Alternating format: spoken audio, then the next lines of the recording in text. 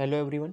Today we are discussing about the summary part of this unit, that is electricity, magnetism and semiconductors. तो part 1 हमने complete किया था, ये part 2 है. Okay so आज के लेक्चर में हम देखेंगे कुछ मैग्नेटिज्म का ही पार्ट देखेंगे. ओके सेमीकंडक्टर का हमारा मेन पार्ट है. ओके इलेक्ट्रिसिटी का हम रेजिस्टेंस स्टडी करेंगे यहाँ पे. ओके जिसका series and parallel combination. Next देखते हैं. तो देखो series combination of resistance. Series क्या बोलते हैं? सीरीज मतलब क्या रहता है? 1 बाय 1 अगर कोई भी चीज़ हो रही है ओके तो उसे सीरीज बोला जाता है. ओके तो देखो यहाँ पे क्या रहता है कि हमने क्या किया, यहाँ पे इलेक्ट्रिकल सर्किट यहाँ पे बना दिया. 2 पॉइंट्स कंसिडर किए हैं, इनके बीच में हमने ये रेजिस्टेंसेस ऐड कर दिए. क्या क्या रेजिस्टेंस के नाम दिए? R1, R2 और R3. तो इनके बीच में जो पोटेंशियल जनरेट होगा ओके और इनको बैटरी से कनेक्ट कर दिया. यहाँ पे बैटरी लगा दी है और ये यहाँ पे हमारा की है. ओके ये मतलब ऑन ऑफ के लिए. ओके देन क्या होगा कि इसके बीच में से करंट जो जा रहा है वो कितना है? आई करंट है. ओके तो अगर हमने इसको सीरीज कॉम्बिनेशन में ऐड किया तो ये रेजिस्टेंस के अक्रॉस अगर हम वोल्टेज काउंट करें तो कितना आता है? पहला V1 आ रहा है, R2 के अक्रॉस देखिए तो V2 आ रहा है, R3 के अक्रॉस देखिए तो V3 आ रहा है. मतलब तीनों भी जगह पे डिफरेंट यहाँ पे हमें वोल्टेज मिलता है. किस में? सीरीज कॉम्बिनेशन में. ओके सो यहाँ पे इफेक्टिव रेजिस्टेंस यहाँ पे अगर हम काउंट करें तो वो हमें मिलता है R=R1 प्लस यहाँ पे R2 आएगा, यहाँ पे R3. ओके मतलब इसका समेशन बनते जाएगा जितने भी रेजिस्टेंस है उनका. ओके ये हो गया सीरीज कॉम्बिनेशन के लिए. पैरेलल के लिए इसका उल्टा है. ओके तो पैरेलल देखो, पैरेलल कॉम्बिनेशन में क्या हुआ? देखो अभी रेजिस्टेंस से हमने पैरेलली यहाँ पे अटैच कर दिए. ओके ए से लेके बी तक हमने डायरेक्ट अटैच किया है. यहाँ पे ये रेजिस्टेंस यहाँ पे और ये यहाँ पे रेजिस्टेंस है. ओके सबको पैरेलली अटेंड किया. पैरेलल मतलब कि एक साथ कोई भी चीज़ होगी ना वो. ओके ना वो चीज़ है. तो यहाँ पे जो वोल्टेज मिलेगा ना हमें, तो सबका वोल्टेज सेम ही रहेगा. ओके सबका वोल्टेज सेम रहेगा. ओके देन देखो क्या है, जो देखो यहाँ पे अगर हमें इसका इफेक्टिव रेजिस्टेंस निकालना है सबका कंबाइंड रेजिस्टेंस, तो उसका फॉर्मूला ऐसा बनता है 1/RP = 1/R1 + 1/R2 + 1/R3 plus so on. Okay तो ये हो गया इसका effective resistance of parallel combination. Okay ये चीज़ याद रखो. नेक्स्ट देखते हैं. अभी heating effect of electric current हमें अगर स्टडी करना है, मतलब क्या हो गया कि इलेक्ट्रिक करंट जब भी फ्लो होता है तो बीच में कुछ रेजिस्टेंस अगर हम अटैच करते हैं तो वहाँ पे कुछ अमाउंट में जो हमारी इलेक्ट्रिसिटी है वो हीट में कन्वर्ट हो जाती है, हीट एनर्जी में. The production of heat energy in conductor due to electric current flowing through it called heating effect of electric current. उसी को हीटिंग इफेक्ट बोलते हैं. यहाँ पे सर्किट ड्रॉ किया गया है देखो, जहाँ से करंट आई अमाउंट का करंट यहाँ पे बैटरी से यहाँ से फ्लो के ये इसमें जाएगा रेजिस्टेंस में.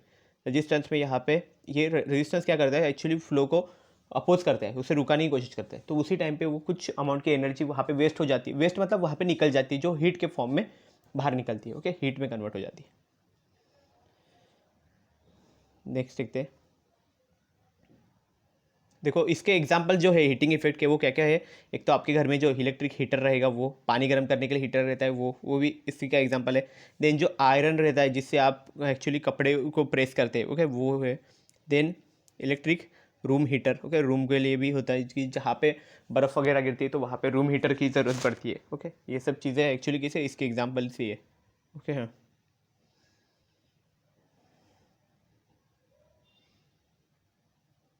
एक देखो और जूल्स लॉ क्या चीज़ है? जूल्स लॉ देखो यहाँ पे जूल्स लॉ ने क्या बताया था एक्चुअली, जो क्वांटिटी है हीट की okay generated in a conductor carrying current, किसी भी क्वांटिटी का जो करंट है ओके जिसमें जो हीट की जो क्वांटिटी है ओके वो किसके किसके प्रोपोर्शनल है? वो एक तो स्क्वायर ऑफ करंट के प्रोपोर्शनल है.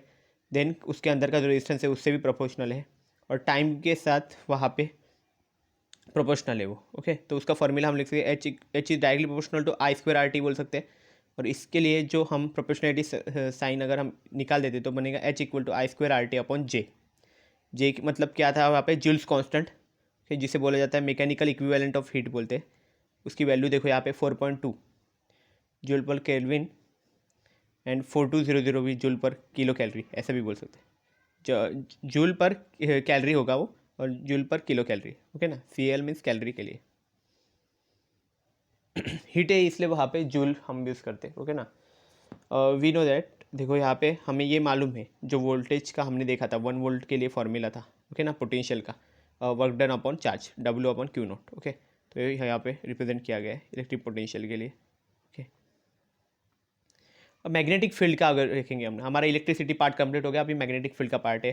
तो इसमें हम क्या है, मैग्नेटिक फील्ड मतलब मैंने बोला था कोई भी रीजन है जहाँ पे हमें मैग्नेटिक अराउंड ए मैग्नेट और करंट कैरिंग कंडक्टर, कोई भी करंट कैरिंग कंडक्टर है या फिर कोई मैग्नेट है, ओके, उसके आजू बाजू में जो उसका मैग्नेटिक इफेक्ट हम फील कर सकते हैं उसी को बोला जाता है actually magnetic field. Okay, magnetic जहाँ पे इफेक्ट वो शो कर रहा है उसी को, उस रीजन को ही मैग्नेटिक फील्ड बोला जाता है। इसको रिप्रेजेंट कैसे करते हैं मैग्नेटिक लाइन्स ऑफ फोर्स को? इसका ऐसा यूनिट है टेस्ला।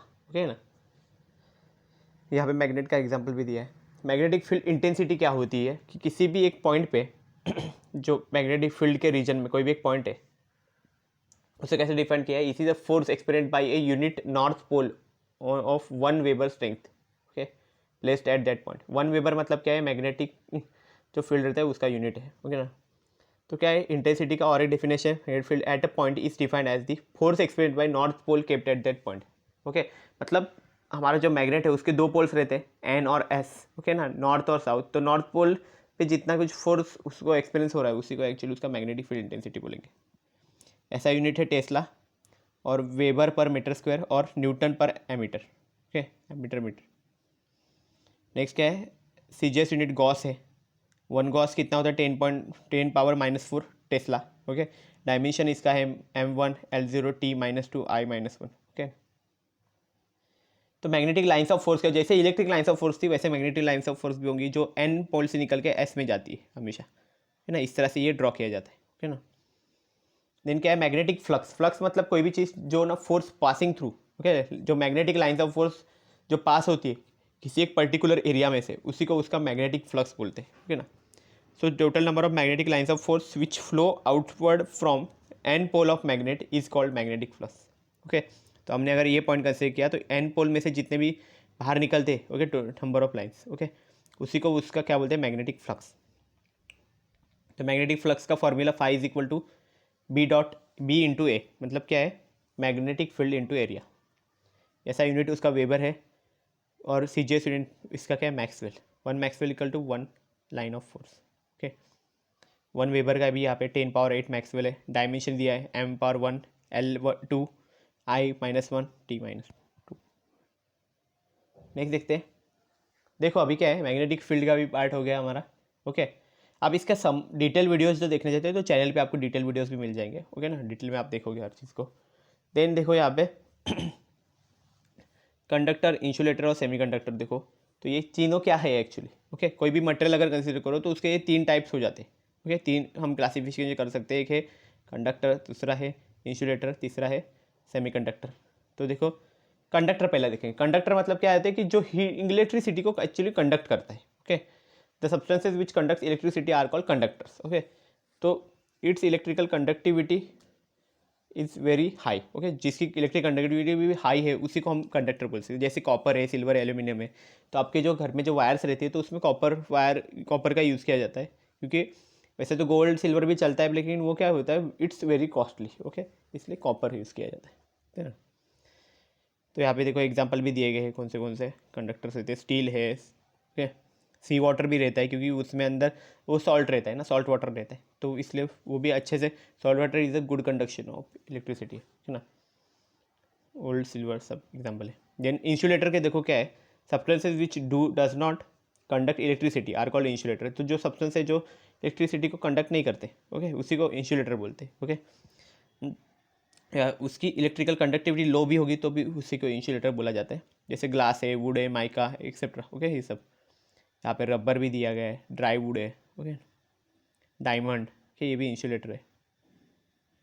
सेमीकंडक्टर्स देखो कौन से होते हैं? The substances whose electrical conductivity lies between conductivity of conductors and insulators are called semiconductors. नाम में ये सेमी मतलब क्या? हाफ रहता है, तो हाफ कंडक्टर है वो, मतलब क्या हो गया? वो कंप्लीट कंडक्टर भी नहीं, इंसुलेटर भी नहीं, दोनों के बीच में लाई करता है। It's conductive depends on temperature. जैसे उसका टेम्परेचर चेंज करे तो उसकी कंडक्टिविटी भी चेंज होगी। ओके, एग्जाम्पल जर्मेनियम है, सिलिकॉन है। ओके, इस तरह से। तो formation of energy bands in solid. तो देखो क्या है? In an isolated single atom, okay, कोई भी एक एटम है, ओके, आइसोलेटेड हमने कंसीडर किया है। Okay, electron is each orbit have definite energy. तो उसकी जो इलेक्ट्रॉन्स है उसकी हर एक की अलग अलग एक एनर्जी रहेगी, ओके, पर्टिकुलरली। बट अगर हम सॉलिड को कंसिडर करें, एटम्स को, but in case of solid atoms are close to each other. Okay, solid जो रहता है उसमें क्या रहता है? एटम्स बहुत एक दूसरे के क्लोज रहते हैं। तो energy level of outer most orbit electrons are affected the neighbouring atoms. तो इसलिए क्या होता है, जो आउटर मोस्ट इलेक्ट्रॉन में जो एटम्स है उसकी जो एनर्जी रहेगी वो बाकी के आजू बाजू के जो इलेक्ट्रॉन्स रहते हैं उनको वो एक्चुअली अफेक्ट करेगी। ओके, यहाँ पे एक स्ट्रक्चर दिया गया है एटम का। देखो यहाँ पे बीच में कभी न्यूक्लियस रहता है, सेंटर जो रहता है उसका, और उसके आजू बाजू में जो रहते हैं वो इलेक्ट्रॉन्स रहते हैं सब।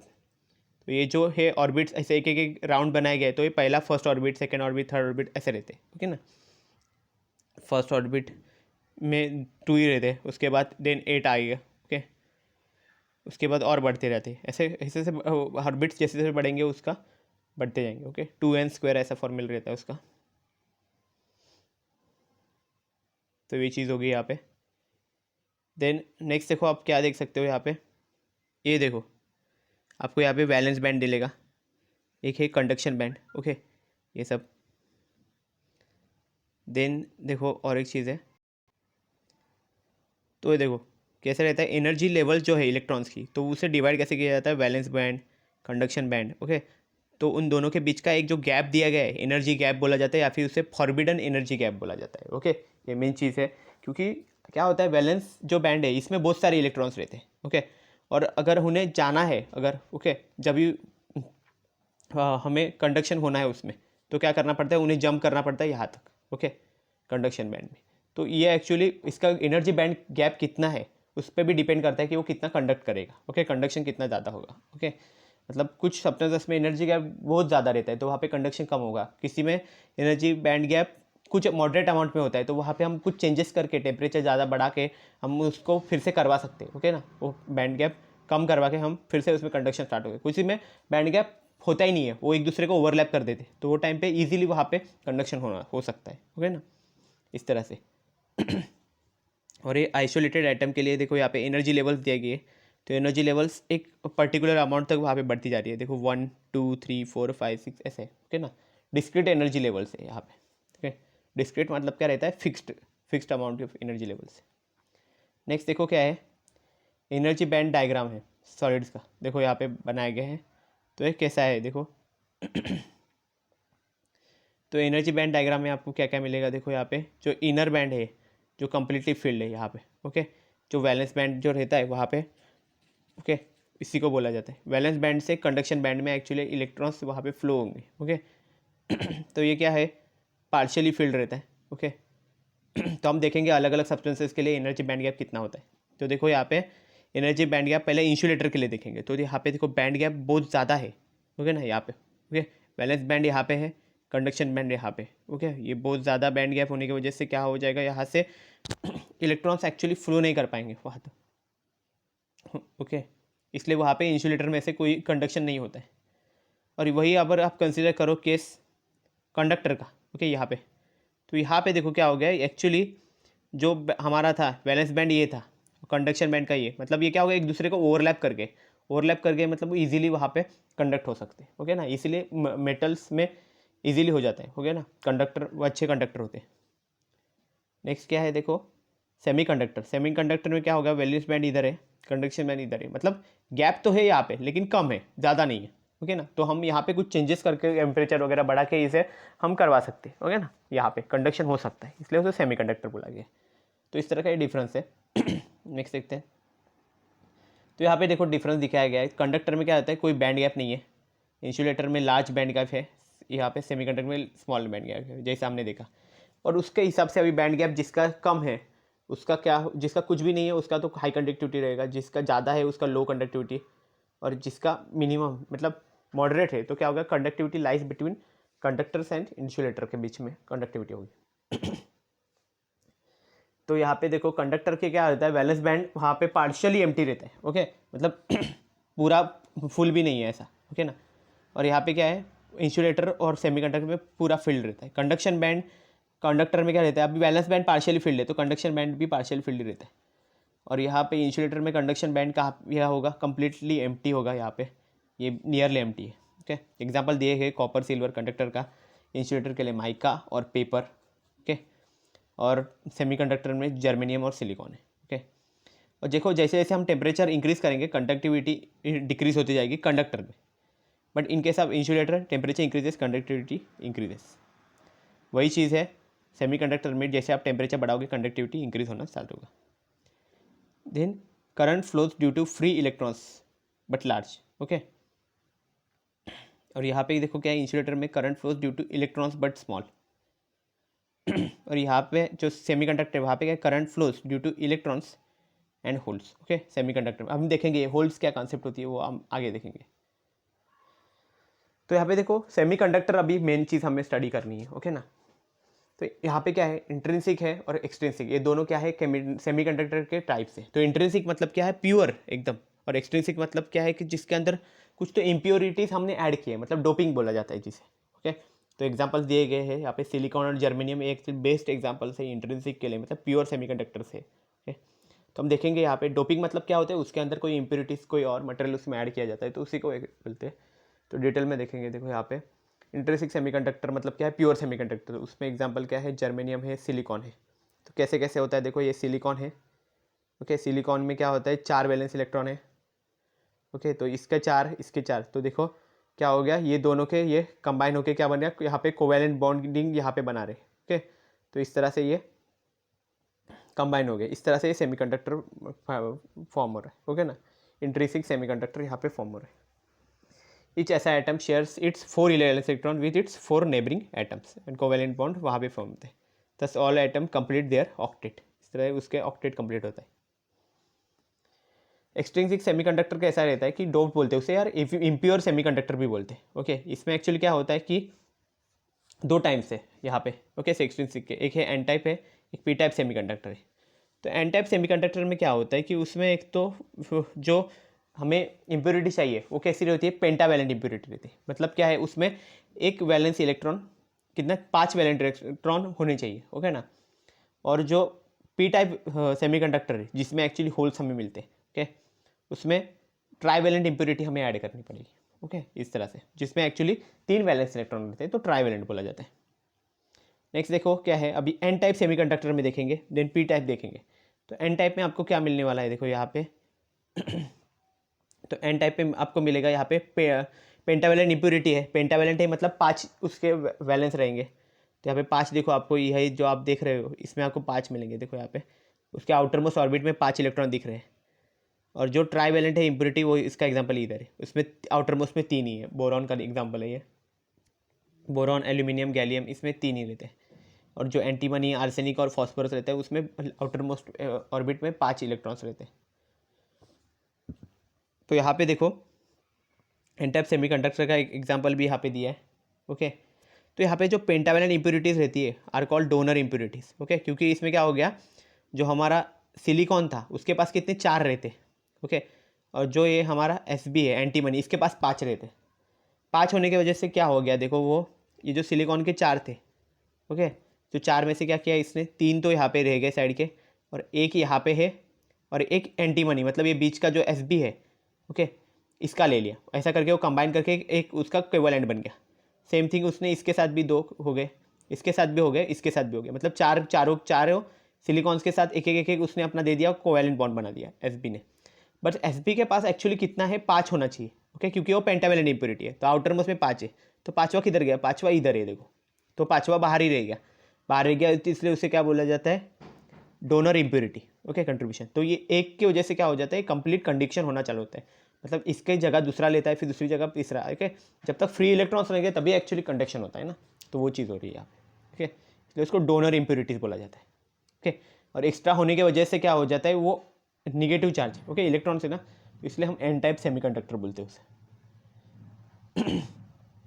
यहाँ पे देखो एन टाइप सेमीकंडक्टर का स्ट्रक्चर दिया गया है, देखो यहाँ पे आर्सेनिक दिया गया है, और ये देखो उसके 5 टोटल 1 2 3 4 ऐसे आ गए, यहाँ पे 4 आ गए, और ये 5वां यहाँ पे एक्स्ट्रा बचा हुआ है, ओके। फ्री इलेक्ट्रॉन, जो फ्री इलेक्ट्रॉन एक्चुअली काम करके रहता है, ये क्या करेगा, दूसरे को यहाँ पे जाएगा, इसकी जगह दूसरा लेगा, फिर इसकी जगह तीसरा लेगा, ओके। ये एक्चुअली क्या होगा, हर जगह पे फ्लो होता रहेगा। फ्लो होने की वजह से क्या होगा इसके वजह से एक्चुअली पूरा कंडक्शन स्टार्ट रहेगा, ओके। तो वो चीज़ रहती है कि कोई ना कोई फ्री इलेक्ट्रॉन होना चाहिए, ओके ना, यहाँ पे। नेक्स्ट देखो अभी, और ये जो बॉन्डिंग बनाई गई है बीच में, ये कोवैलेंट बॉन्ड को रिप्रेजेंट कर रहा है। नेक्स्ट देखो यहाँ पे पी टाइप सेमीकंडक्टर क्या होता है, इसके अपोजिट रहेगा, ओके। पी टाइप में क्या हो गया, यहाँ पे 5 थे, पी टाइप में है 3 ही, 3 सिर्फ आउटर मोस्ट में क्या होने वाले ट्राइवेलेंट इम्प्योरिटीज़ हमने यूज़ की है ना, तो ट्राइवेलेंट इम्प्योरिटीज़ में सिर्फ 3 रहेंगे, मतलब ये एग्जाम्पल कंसिडर कर दो, बोरॉन, एल्यूमिनियम और गैलियम, ओके, इसमें रहते हैं आउटर मोस्ट में सिर्फ 3 इलेक्ट्रॉन्स, ओके, 3 वैलेंस इलेक्ट्रॉन, तो वो क्या होता है ट्राइवेलेंट इम्प्योरिटी। तो ट्राइवेलेंट इम्प्योरिटी में क्या होगा देखो, तो यहाँ पे बोरॉन को हमने बीच में रख दिया, उसमें 3 ही है, ओके ना। तो सिलिकॉन में तो 4 रहते हैं हमें मालूम है, देखो तो सिलिकॉन के पहले 3 यहाँ पे लिख दिया, ये इधर का एक और बोरॉन का एक ले लिया, तो बोरॉन का एक सिलिकॉन के साथ यहाँ पे कोवेलेंट बॉन्ड बना के यहाँ पे कंबाइन हो गया। देन बोरॉन का और एक है वो इस सिलिकॉन के साथ किया, देन बोरॉन, हाँ इसके नहीं इसके साथ किया, और देन और एक है वो इसके साथ किया। लेकिन क्या हुआ, बोरॉन के पास तो 3 ही इलेक्ट्रॉन है, तो चौथे वाले को तो कोवेलेंट बॉन्ड बनाने के लिए वो इलेक्ट्रॉन दे ही नहीं सकता, ओके। तो क्या हो गया, वहाँ पे एक खाली जगह बच गई, तो खाली जगह को एक्चुअली क्या बोलते हैं, होल्स बोलते हैं, ओके ना, होल्स। और क्या होता है देखो, जो इलेक्ट्रॉन्स एक्स्ट्रा बचता है वो एक्चुअली निगेटिव चार्ज को रिप्रेजेंट करता है, बट होल जो है वो एक्चुअली पॉजिटिव को रिप्रेजेंट करता है, ओके ना, इसलिए हम यहाँ पे इसका नाम दिया है पी टाइप, मतलब पॉजिटिव टाइप, ओके ना। तो वही चीज़ है, देखो 3 electrons of boron and 3 electrons of silicon forms covalent bond, but bond between 4 SI atom and B remains vacant, okay, this vacancy is called hole, okay. So it has tendency to accept the electron in close vicinity, so trivalent impurities are called acceptor impurities. क्या होता है, अभी इसमें दूसरा कोई electron यहाँ पे travel करेगा, फिर उसके पास फिर से वैलेंसी हो जाएगी, फिर वहाँ पे खाली जगह बचेगी, खाली वाले पे और कोई तीसरा हो जाएगा, ऐसे कंडक्शन चालू रहेगा कंटिन्यू, ओके, इसलिए इसको क्या बोला जाता है, एक्सेप्टर इम्प्योरिटीज़, ये चीज़ होगी। तो यहाँ पे आप देख सकते हो, देखो यहाँ पे बोरॉन बीच में, यहाँ पे एक सिलिकॉन है, यहाँ पे एक सिलिकॉन है, यहाँ पे एक, यहाँ पे एक, ओके, इस तरह से, और ये जो है वो होल यहाँ पे बच गया है, ओके ना। इसको रिप्लेस करेंगे बाकी के इलेक्ट्रॉन्स, अगर ये इलेक्ट्रॉन यहाँ पे मूव कर देता है यहाँ पे, तो यहाँ पे तो भर जाएगा, लेकिन उसकी जगह पे खाली हो जाएगी, देन अगेन वो हो गया ऐसा, तो उसकी जगह पे फिर तीसरा आएगा, फिर तीसरा उसकी जगह पे, ऐसे करके कंडक्शन चालू रहेगा कंटिन्यू, ओके। इस तरह से सेमीकंडक्टर में कंडक्शन होता है। So this is all about the today's lecture. Thank you very much.